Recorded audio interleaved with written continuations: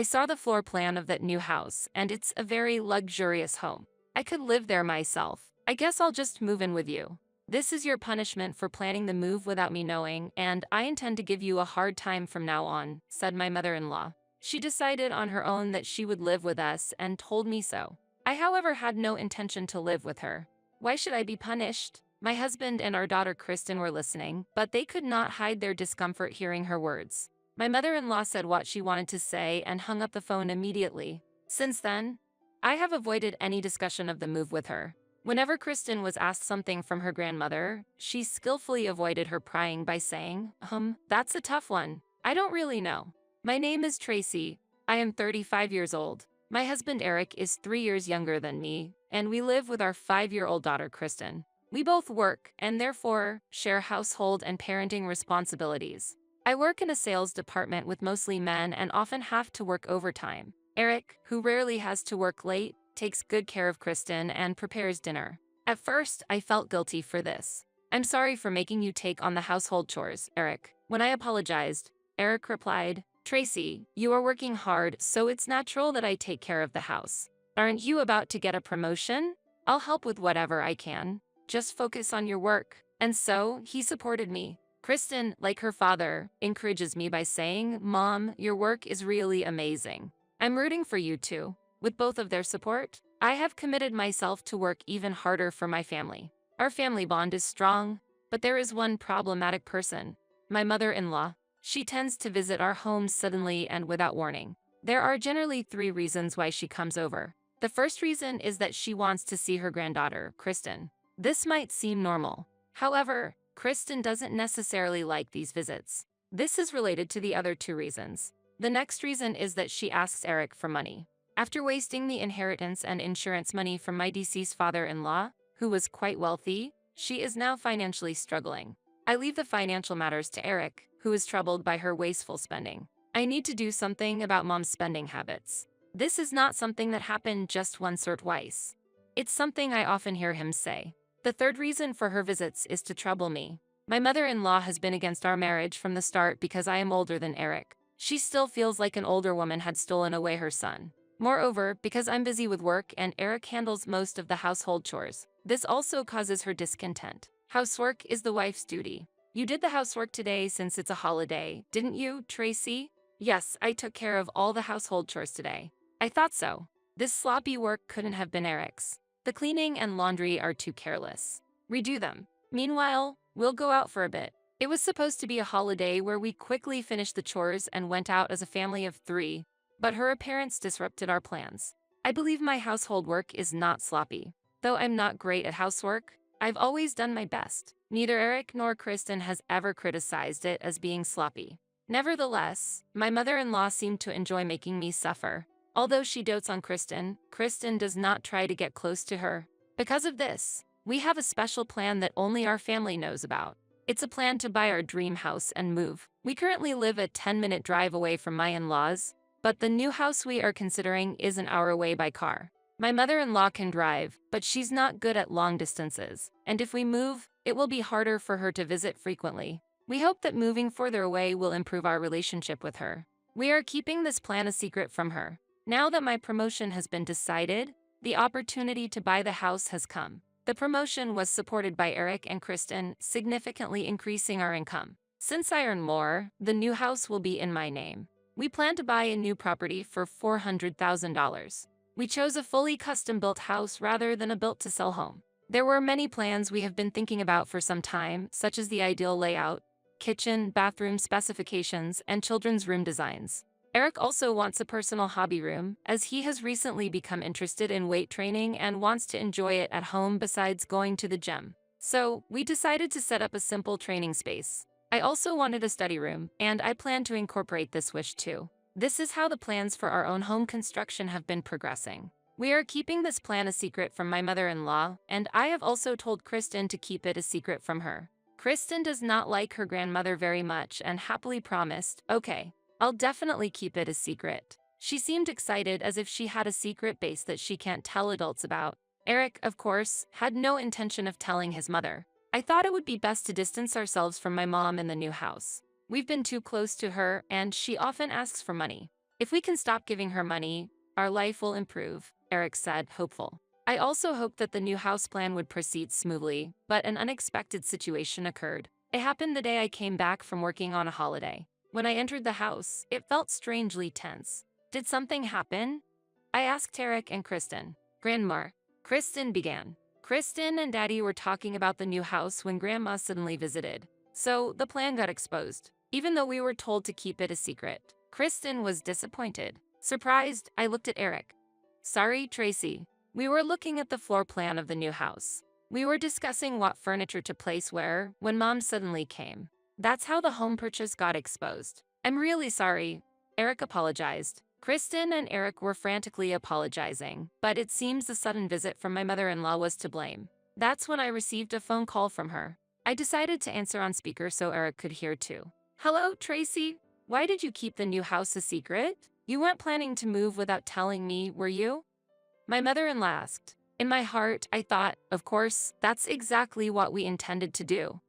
But I quietly continued to listen to her. I saw the floor plan of that new house, and it's a very luxurious home. I could live there myself. I guess I'll just move in with you. This is your punishment for planning the move without me knowing, and I intend to give you a hard time from now on, said my mother-in-law. She decided on her own that she would live with us and told me so. I, however, had no intention to live with her. Why should I be punished? Eric and Kristen were listening, but they could not hide their discomfort hearing her words. My mother-in-law said what she wanted to say and hung up the phone immediately. What will we do now?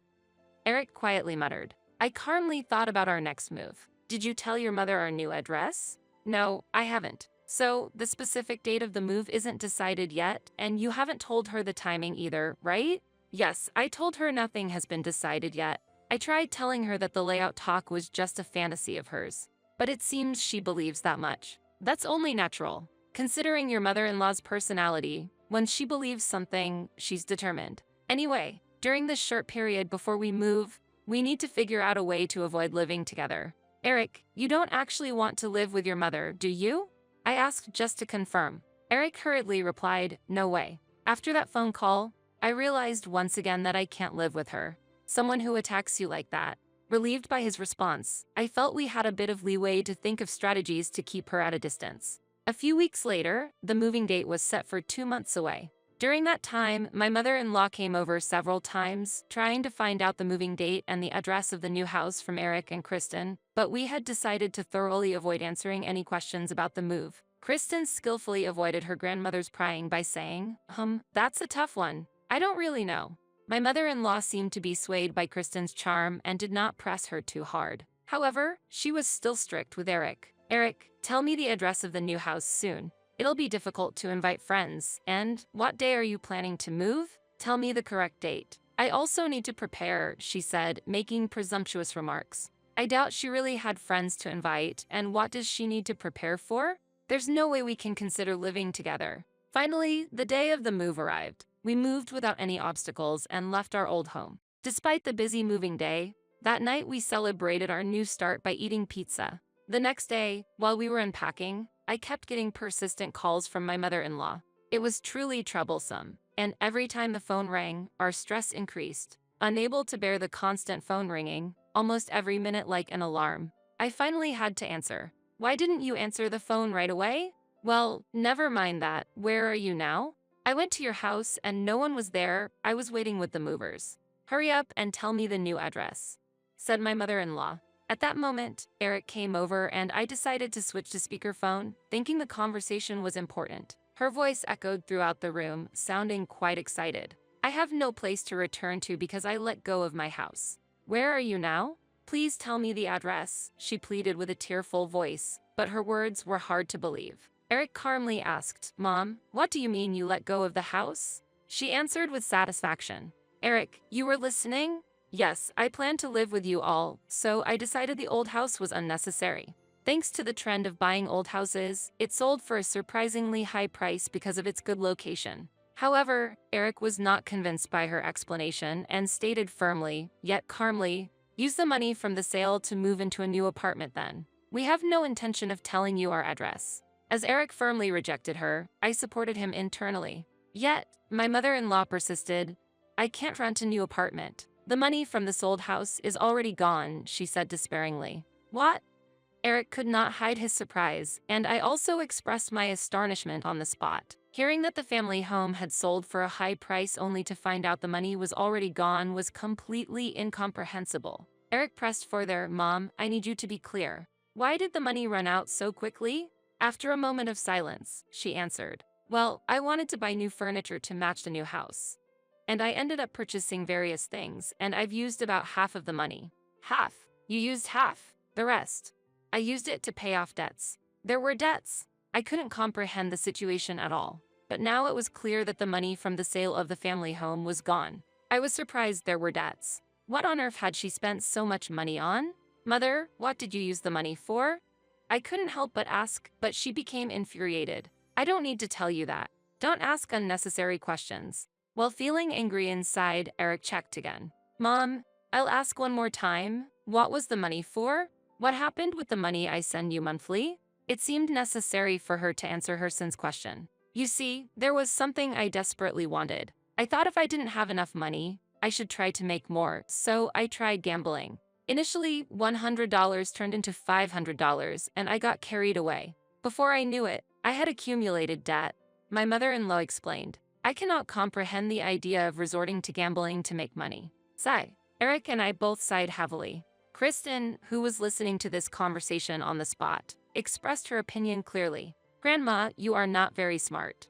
Kristen said. Her remark was clearly audible to my mother-in-law, who replied with a slightly melancholic voice, Kristen. After that, the call ended abruptly, and Kristen's frank opinion seemed to have deeply struck my mother-in-law. Caught off guard, she probably fell to her knees in an unseen place, stunned. A little time passed before she called again. Preparing myself for this to be our last conversation, I answered the phone. Tracy, I deeply regret what I have done in the past. I will properly apologize for my actions, so please, tell me your new address. I have nowhere else to go and no one else to rely on, my mother-in-law said with words of apology. However, there was no way to confirm if her apology was heartfelt or not. Even if it was a sincere apology, I had no intention of living with her. This house was purchased by me and is owned under my name. There is no need to disclose the address to anyone outside the family. If by any means you find and visit our home, we will consider it trespassing and may take legal action, I firmly conveyed, recalling the painful past experiences.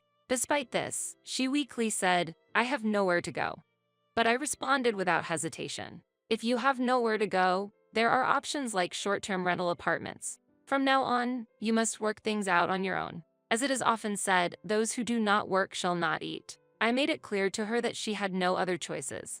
Finally, I said all I wanted to say and ended the call satisfactorily. Feeling there was no point in continuing a fruitless argument, I removed her number from our contact list and set it to block incoming calls. Eric, facing a similar situation, ended the call quickly after another unpleasant call from her and decided to block her number as well. Afterwards, an incident occurred in the vicinity of our home. On the day we moved into our new home, my mother-in-law, who was making loud noises around the house, caused the neighbors to call the police. While she was not arrested, I heard from around the neighborhood that she had been publicly embarrassed by the police interrogation. This incident prompted Eric to make a significant decision, and he legally cut his relationship with his mother. Tracy and Kristen are enough for me, Eric said strongly, which was very reassuring to me.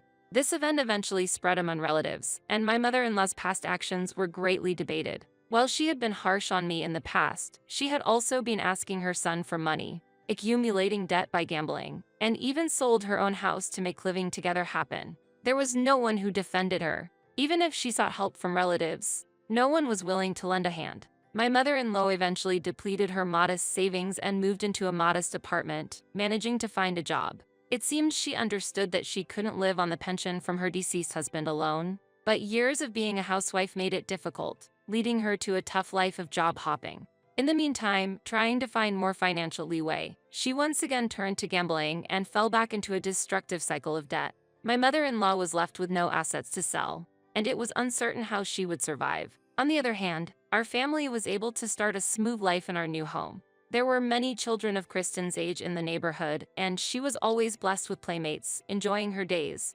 I also became close with other moms in the area, enjoying new friendships. Eric was very satisfied with the environment that allowed him to enjoy training at home, and we all sincerely hope to continue supporting each other and spend peaceful and fulfilling days together.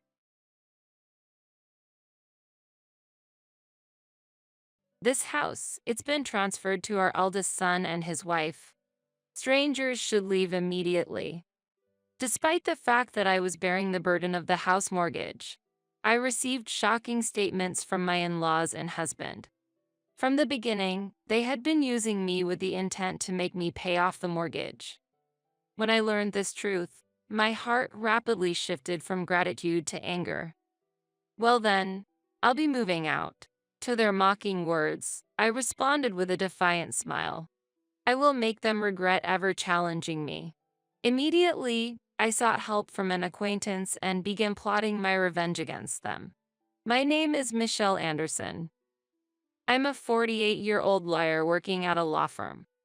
Currently, I'm living while taking care of my husband and his parents. It all started when I gave a house to my in-laws. I married James when I was 30. When our marriage was decided, my father-in-law was involved in an accident and injured his leg. He couldn't stand on his own and had to live in a wheelchair. My mother-in-law was also elderly and needed care, so I gave them a barrier-free house. Initially, we considered living in public housing, but then we decided to move them to a location midway between my husband's workplace and mine. This was my suggestion so we could reach them quickly in case of any emergency. I received a lot of help from the Anderson family regarding my father. Please let me return the favor, I said. My father passed away before I got married. Just before he died, he had accumulated a lot of debt, putting our family finances in a very tight spot. We struggled, piling up more debt to pay off the existing ones. My husband and his family were the ones who saved us from this difficult situation. James and his parents paid off my father's debts on our behalf. If you're hesitating to marry because of the debt, wouldn't it be solved if we paid it off? My parents think the same way, said James. That's right. It's debt from a business failure, not from frivolous spending. There's every reason to help, added my mother-in-law. That's right. We should help each other out in tough times. There's nothing to be ashamed of, said my father-in-law. Thus, they supported most of the debt without saying anything. Both my father and I expressed our gratitude through tears, and I desperately took the bar exam. The total amount borrowed from my husband's family was about $50,000. I was confident that I could repay the debt once I succeeded as a lawyer. I didn't want to carry the debt as a perpetual burden. My ultimate goal was to pass the bar exam and become a lawyer. With a firm vow to repay the money I borrowed from my in-laws, I continued to work hard to become a lawyer. With that strong determination, I immersed myself in studies and, as a result of tremendous effort, finally passed the bar exam. My father and in-laws celebrated my success, and my heart was filled with immense joy. To start my career in the legal field, I quickly found a job and began working at a law firm. The director was very kind, and I learned a lot from experienced senior lawyers, gradually honing my skills. Over time, I acquired exclusive clients and now hold an important position in the office as a female lawyer earning over $100,000 a year. Thanks to my professional success, I was able to completely repay the debt to my father and in-laws. However, after my mother passed away, my father soon left this world too, and I was left alone. That's when James proposed to me. You're a strong woman who can stand on your own. But I want to be the man who supports you. I will always cherish you, so please consider marrying me. Convinced by his words, we decided to marry, expecting a happy life to begin. At that time, my father-in-law was unfortunately involved in an accident. Grateful for their past kindness, I offered to build a new barrier-free house for them, despite their objections. The gratitude I feel is more than words can express. Please, do not hesitate. I want you all to live comfortably. It was a sincere wish. I conveyed my earnest feelings, not just flattery. My enthusiasm reached them, and with a wry smile, my in-laws accepted my offer. However, right after agreeing, they added a condition. Michelle, why don't you live with us too? We heard you and your husband are looking for a new house. That's right. If you don't mind, let's live together. Eventually, this house will belong to you. James has an older brother. He, 3 years older than me, got married and left home a few years ago. He started his own business and, due to his business, left everything at home to James, as I heard from my mother-in-law.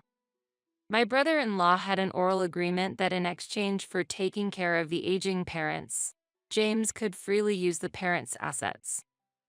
Before leaving home, my brother-in-law had communicated this to James. Moving to the new house would shorten my commute, and we would start living together with James and his parents. Since we could support each other in times of need, there was no reason to refuse living together. However, I was worried that I might trouble my in-laws. Having occasionally caused them trouble even before marriage, I was anxious about whether living together was appropriate. Sensing my concerns, James gently placed his hand on my shoulder and reassured me. Don't worry, Michelle. I'm here to support you. Let's live together with confidence. Encouraged by James' words, I agreed to live with my in-laws.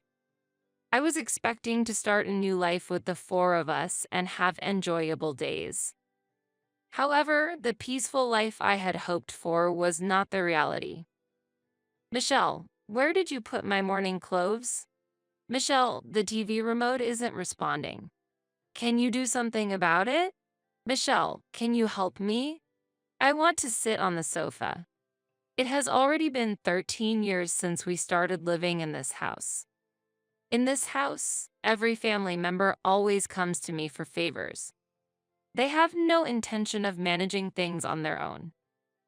The family is completely dependent on me for everything, especially my father-in-law, who is disabled. He doesn't hesitate to touch me freely. I told you I had prepared and hung up the morning clothes.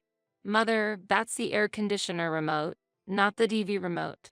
It's on the desk. Father, please ask James for physical support when he's around. Please don't rely on me. I can't support you properly. I found myself replying to them daily. Initially, I suppressed my dissatisfaction and did my best to meet the family's demands.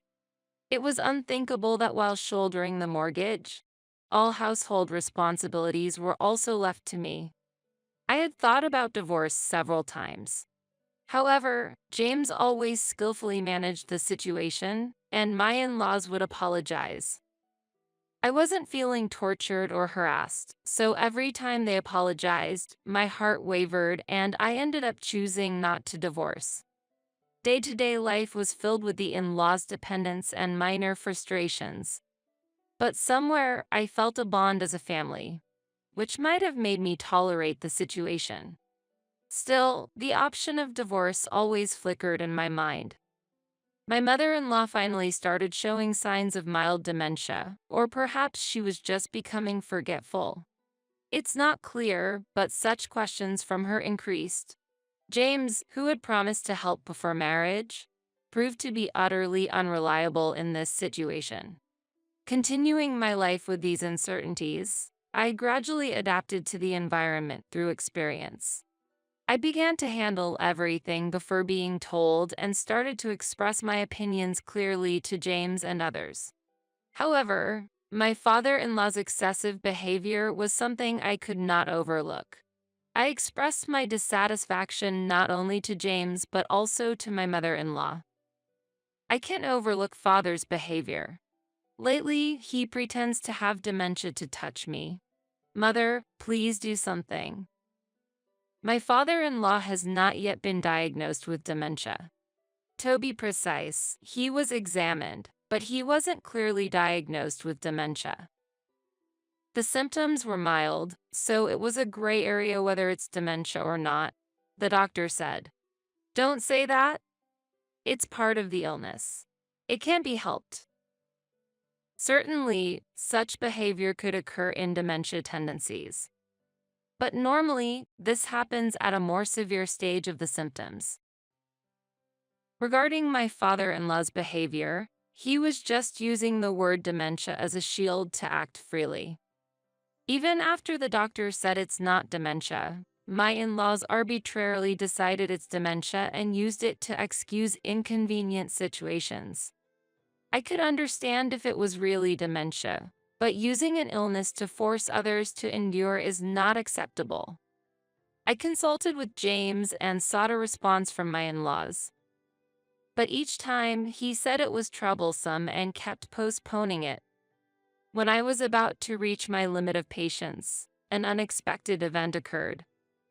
This month, the repayment is completed. I'll be freed from this suffering. On a holiday afternoon, I was organizing the household account book and my diary. Looking at the bank book, I noticed something and my face brightened. At the end of that month, the mortgage repayment for my in-laws' house would finally be completed. Filled with a sense of achievement, I felt as if a heavy burden had been lifted. Thinking that my burden would decrease and I would have more money to spend freely made me very happy. However, at that point, I didn't know yet that the real trial was about to begin. One evening, during a family dinner, James suddenly started talking about the mortgage being paid off. Michelle, the mortgage for this house is going to be paid off completely this month, right? He asked. Since he had never brought up the mortgage before, I was a bit taken aback by his sudden question. However, he poured beer into a glass from a bottle with a friendly smile. Yes, that's right, but why all of a sudden? I replied. Because we have to celebrate, right? You've had a hard time, Michelle. I want to celebrate grandly as a thank you, James said. I couldn't hide my surprise at his unexpected words. I was touched that James had thought that way and understood my burden. Thinking, if only he helped a little more with the housework, I felt grateful that he cared about me. His words instantly erased my frustrations, and a smile of joy spread across my face. James, thank you. Can I look forward to the celebration? I asked. Of course. We'll discuss it as a family and prepare. Just wait, Michelle, James replied. Relieved by his words, I looked forward to the celebration preparations. But this happy feeling didn't last long, and soon I was faced with the harsh reality. I accepted James's invitation without suspicion. It seemed that my in-laws had also heard about the talk and were preparing something together. A few weeks later, I was called in by James and my in-laws. Work had calmed down at that time, and I was in good spirits, so it was a perfect occasion for celebration. Sorry for the sudden call. I have something to talk about. It's okay, no problem at all. Today, we, as a family, have an important matter to discuss with you, Michelle. What's the matter? I thought it was about the celebration, but why make it sound so serious? Wishing they would just talk normally, I decided to listen to what they had to say.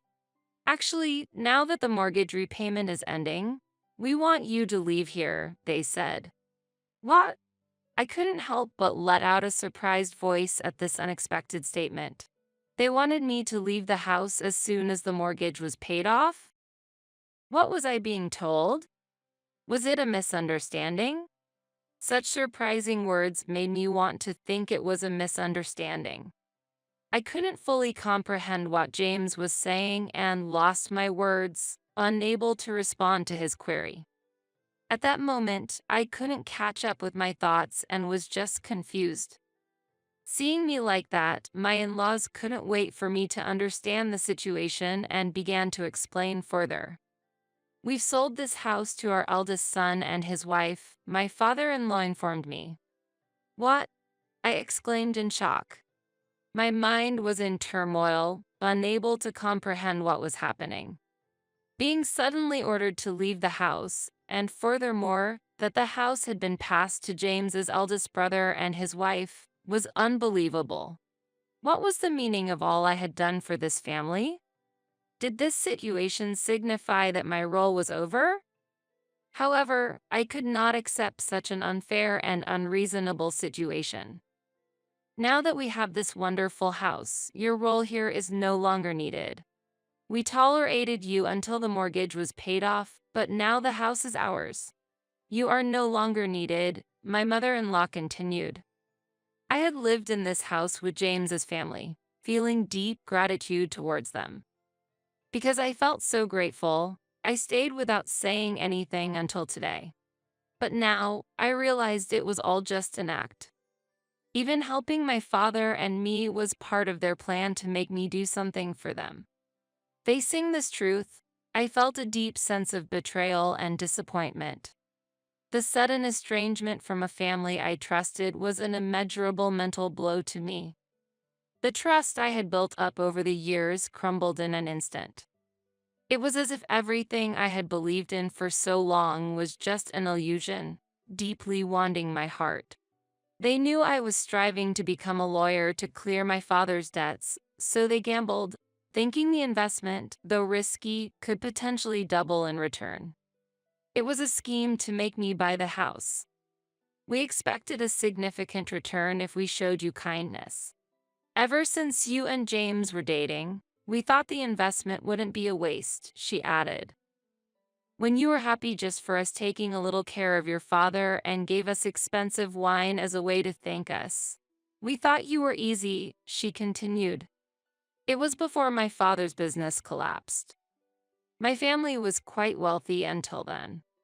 James seemed to have been eyeing my family's wealth from the beginning, knowing I was aspiring to be a lawyer. That's why he saw value in his actions up to this point. Unaware, I completely trusted James and his family. How foolish I was. I couldn't believe myself. That's why we devised this plan. We thought if we obligated your father, we might get a big reward, he said. Their confident and unbelievable statements were hard for me to accept. So, it's a great success. We've got a wonderful new house. It's in our name, and once the mortgage is paid off, everything is ours. What we do with our property is none of your business, they declared. Their words were filled with planning and conviction, and I struggled to accept this reality. It took me time to understand that everything had been planned from the beginning. For these 13 years, they had just been quietly waiting for this moment. They never truly loved me or my father. We were just a means to their end.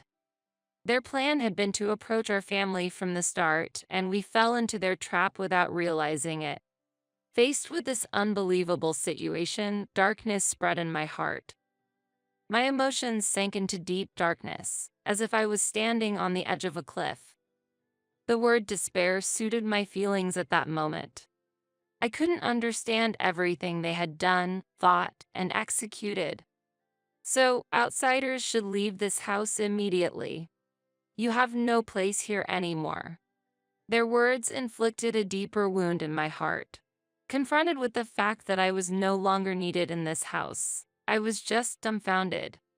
This house was once a place of peace, love, and warmth for me, but now all that had crumbled away.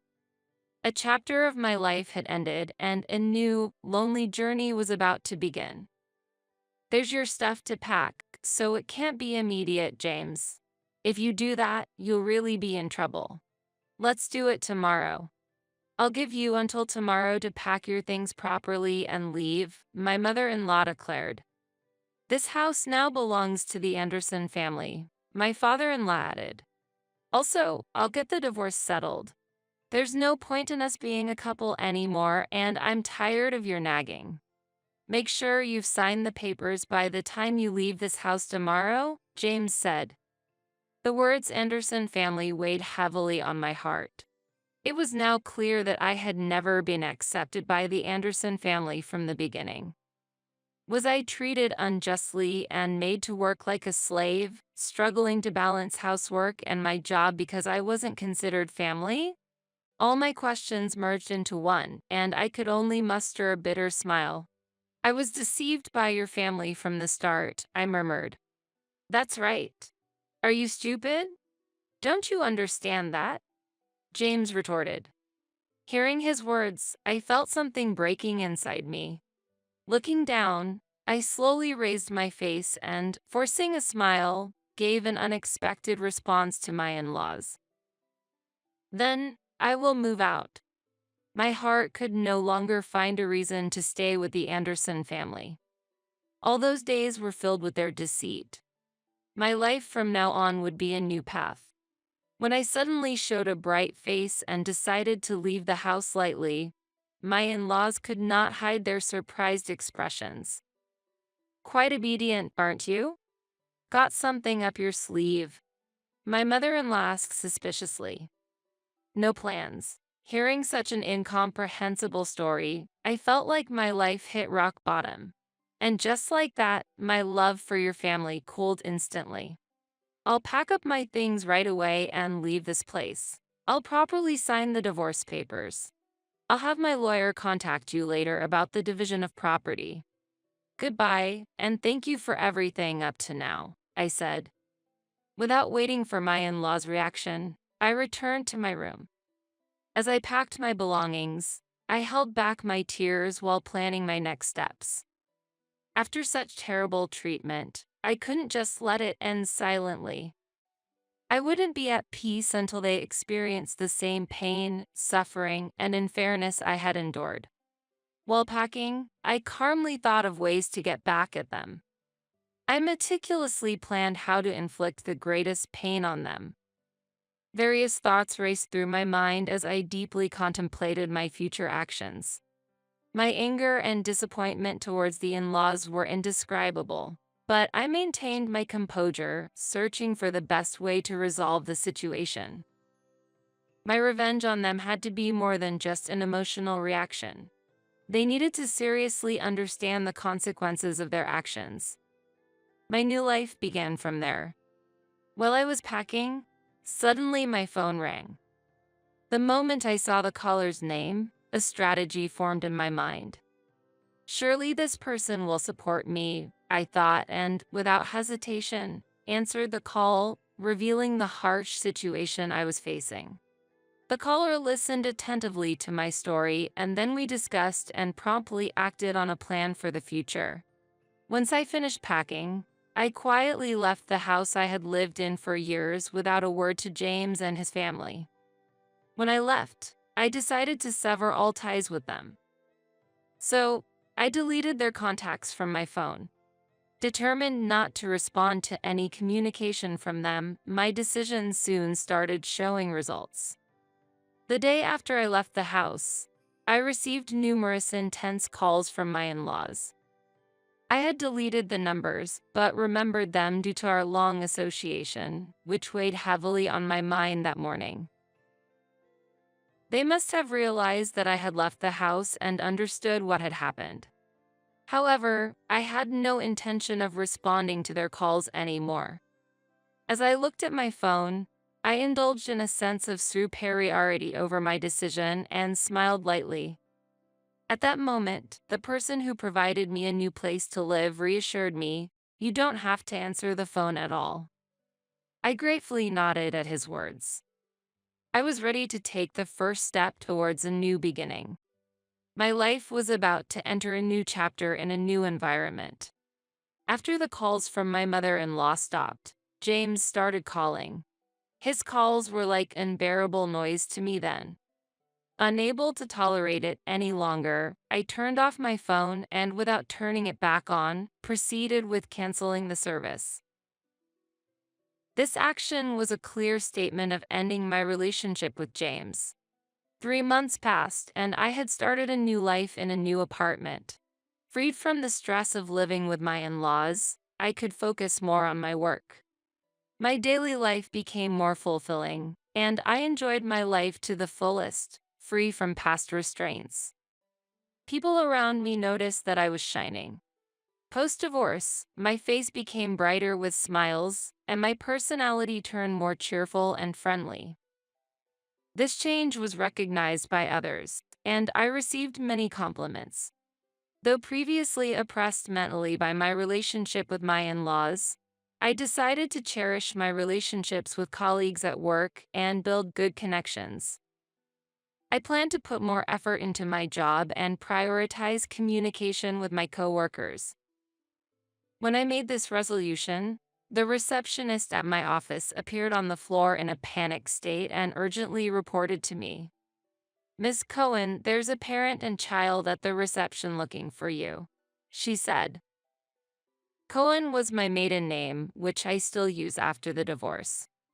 Hearing her report, I rushed to the reception to understand what was happening. The normally polite and composed receptionist's agitation indicated something unusual was going on. Something significant must have caused her distress. Seeing her worried expression, I wanted to be of support, and a male colleague, sensing her state, offered to accompany me. We headed together to the lobby. Arriving there, my expression changed dramatically when I saw who was there. I found her. "Mom, there's Michelle." When I heard that voice, I saw my mother-in-law and James. They were raising their voices inside the office, saying, "Michelle, how could you do this? Cutting off contact is terrible. Do you understand the trouble we're in?" I was stunned by their irrational behavior and couldn't help but question it. Others present couldn't hide their dismay at their actions. Their appearances, worn and filled with anger, were stark after not seeing them for months. Realizing the abnormal situation, other reception staff reported to the upper management, and soon the office manager appeared in the lobby. "Miss Cohen, a meeting room is prepared. How about having a discussion there with your in-laws?" "I'll contact him," the manager suggested calmly. Having already confided everything to the manager, I accepted the suggestion. Feeling uneasy about going alone, I took my colleague with me. He was the lawyer I had hired for the matter with James, so they accepted his presence. I headed to the meeting room, suppressing my confusion and agitation. Despite my turmoil and anxiety about the unknown situation ahead, I was somewhat relieved by the manager's calm handling and resolved to move forward step by step. As I walked to the meeting room, my mother-in-law and James glared at me with anger. Despite their dire situation, they seemed displeased to see me enjoying my work. Their gaze and attitude made their feelings clear. Sitting in front of my in-laws, we exchanged glares, and then the manager entered the meeting room with someone else. "Sorry I'm late." "What? Why are you here?" The person the manager brought was James' brother, my brother-in-law. He stood there, glaring at the two with an angry expression. "There's nothing to say. You guys have really done something ridiculous." My brother-in-law was a former gang leader who used to rule this area in his youth. He now runs his own company, working in construction. His employees affectionately call him boss, and he detests dishonest behavior. After consulting with him about this incident, he was visibly angered. When I lost my place to live, he had taken care of me for several weeks in a women's dormitory. He was already aware of the house situation with my in-laws. Informed about the details, he immediately offered his help. Why didn't he know? When my in-laws told me to leave the house, they said they had sold it to their eldest son and his wife. I found out everything from Susan and confirmed it. "You didn't think you could do such a horrible thing to Michelle and get away with it, did you?" As soon as the name Susan was mentioned, James and his mother showed expressions of astonishment. Susan was his wife and the mastermind behind this incident. As the wife of the eldest son, she had always harbored hostility towards me for some reason. She had been a housewife, following my brother-in-law's wishes, up to this point. However, it wasn't my brother-in-law's instruction but her own will. Women were seen as the guardians of the home, and her parents had lived that way, so housekeeping was deemed natural for her. Based on such notions, she seemed to believe that women who went against this belief were not real women. However, when I appeared, how did she view me? My attitude of actively engaging in work for nearly 40 years might have been too dazzling for her. Moreover, Susan was not good at cooking. Even my brother-in-law and father-in-law had asked my mother-in-law to teach her, and I had heard about this from James. On the other hand, I could handle household chores normally. Furthermore, I managed housework better than Susan while juggling my job. She might have been envious of my ability to do everything. Every time Susan met me, she started making snide remarks. She accused me of neglecting household chores or leaving them to my husband, throwing various harsh words at me for decades. However, my brother-in-law always intervened. That might have been another source of dissatisfaction for Susan. My brother-in-law said it was fine for Susan to work, and he helped around the house. Her inaction in this situation was her own choice. It was unfair for her to take out her frustrations on others. When my brother-in-law warned Susan, she began targeting her discontent at me. Susan confessed that she orchestrated the entire plan to take over the house and make me buy it. She instigated you, Mom and Dad, to execute this scheme. You all probably thought you could get your own house and continue pretending to be senile, and I wouldn't be able to complain. Unable to contact my brother-in-law because of Susan, they had their ways to orchestrate the entire scheme. James had also accepted a reward for helping them in this affair, making them all conspirators. The only person who didn't know was my brother-in-law, who would have stopped such foolish actions had he been aware. This situation must have filled him with regret. So that's why everyone behaved so meekly whenever he visited. Whenever my brother-in-law came over, my parents-in-law didn't do anything. They probably understood what the outcome would be if he found out about the situation.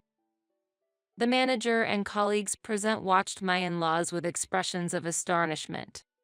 So, how should we handle this? I have no intention of forgiving even a fraction of the insult I received, let alone the trouble caused to Michelle. But, it was Susan's suggestion. That's right. We were just misled by clever words. It wasn't intentional. Not intentional. You say? At James's statement, my patience reached its limit. I stood up, my face filled with anger, and yelled at my mother-in-law and James. How can you say you had no ill intentions after doing such a thing?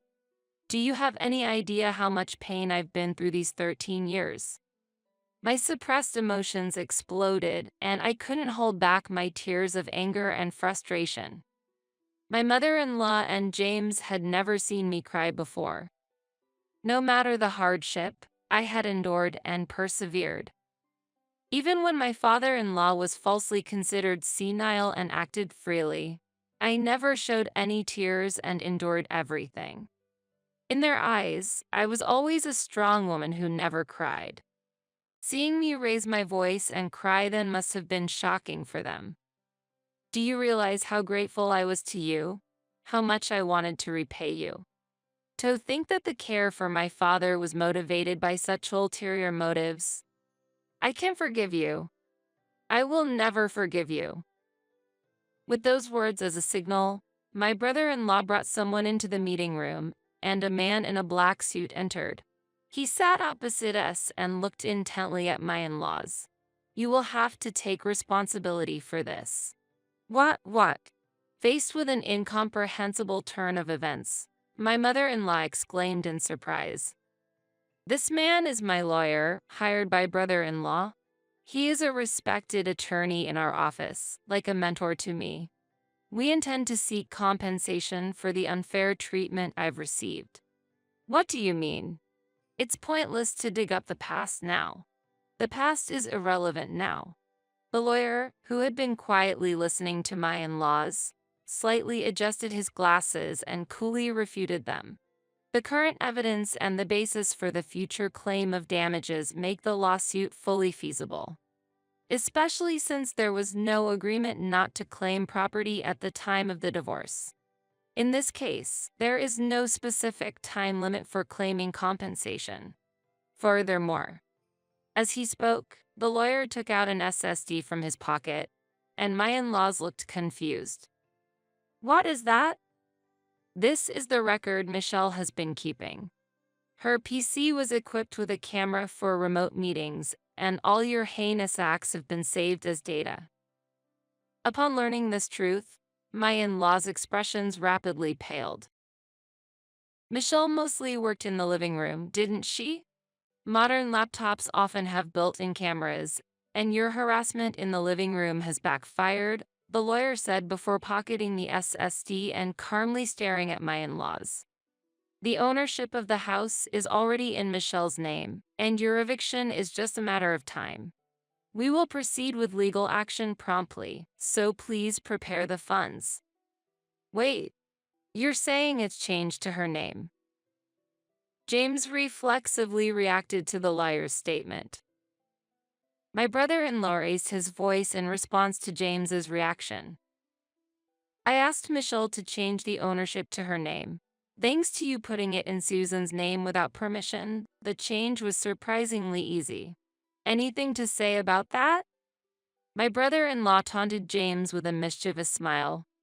James, who had never won a fight against his brother since childhood, couldn't argue back, and my mother-in-law also remained silent. I will also properly bill you for all the expenses involved in that transfer. That's only fair, right? After all, it was your wrongful actions. If you don't deal with what you've started, we'll be in trouble too, said my brother-in-law, folding his arms and standing imposingly, throwing those stern words at them. The two were speechless before my brother-in-law's stern demeanor. My brother-in-law had also informed Susan, his wife and the mastermind behind this ordeal, about this. After resolving this matter, he had expressed his intention to divorce her over the phone. I'm really sorry for involving you in this, Michelle. Even though I didn't know, I will support you to the fullest until you are satisfied. Let me know any request you have. It's my family who did this, so I have a responsibility too. If it hadn't been for my brother-in-law's call that day, I might still be suffering. If my brother-in-law hadn't been part of the family and there for me, maybe I wouldn't have been able to recover. I never realized how important it is to have support. Grateful for my brother-in-law's kindness and warmth, I glared at the two and threw decisive words at them. I will never forgive you for using my and my father's feelings and exploiting them for your own benefit. No matter how much you try to compensate, I will not forgive you. If you ever step foot in my office again, I will call the police. From now on, I will leave all responses to my representative. Never appear in front of me again. The manager and my colleagues listened as witnesses until the end, so my in-laws couldn't escape the truth and left the office dejectedly. Soon after, James and his family left the house. The negotiation for compensation was settled by my brother-in-law for $70,000, considering the purchase of the house, the motive behind the marriage, and the mental and physical pain I endured. I really wanted to get more, but after consulting with the lawyer, we concluded that this amount was fair, my brother-in-law said apologetically, and I nodded in gratitude. Considering that the maximum amount for moral harassment is usually around $30,000, this was a significant achievement. For me, it was nothing but gratitude. Fortunately, the house was returned to my possession within a few days. The furniture and appliances were also moved under my brother-in-law's supervision, and everything was successfully recovered. Currently, the house is being used as a rental property. It's too big for me, and since it has good location and barrier-free features, it seemed a waste not to use it. Following my brother-in-law's advice, I started renting it out. Susan is busy with her days working to pay off the debt, following my brother-in-law's decision. She works from morning till night, and my mother-in-law and James are in a similar situation. My father-in-law, unable to work due to his disability, contributes from his pension towards the debt repayment, and they seem to be leading a difficult life. I felt relieved that my brother-in-law is a trustworthy person. Years have passed since then, and I continue my work as a lawyer. Thanks to my brother-in-law, the monthly payments are going smoothly, and it's expected to be paid off by next year. Despite often contemplating ending my life amidst the hardships, I held on to the belief that my efforts would be rewarded someday. That belief has become reality, and I live each day with gratitude.